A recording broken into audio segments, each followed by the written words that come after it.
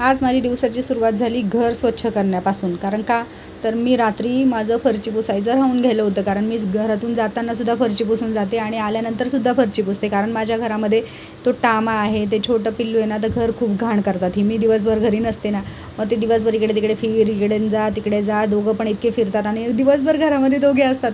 काहीच करत नाही. माझा टामा इतका गुणी आहे ना, का तो त्याला काहीच करत नाही. दिवसभर दोघं सोबत फिरतात, खेळतात आणि का मला असं पहिलं वाटलं होतं की बाबा धरून चावतो की काय, पण नाही चावत नाही, अजिबात काही करत नाही माझं पिल्लू त्याला.